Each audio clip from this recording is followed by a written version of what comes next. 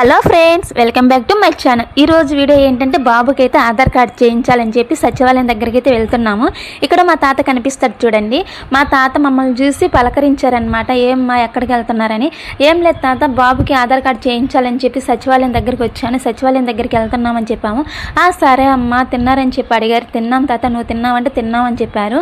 సచివాలయం దగ్గరికి వచ్చేసి లోపలికి వెళ్ళామన్నమాట. లోపలికి వెళ్తే అక్కడ అందరూ ఎవరు లేరు. అంటే మేము వెళ్ళేసరికి టైం అయిపోయింది, 12:30 అయిందనమాట.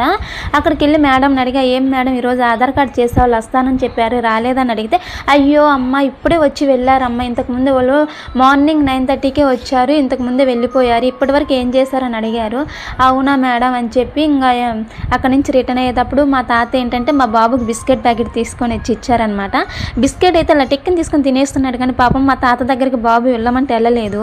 సర్లేండి, బాబు వెళ్ళకపోతే వెళ్ళకపోయాడు. కానీ నా వీడియోని చూసిన వాళ్ళు మాత్రం తప్పకుండా లైక్ మాత్రం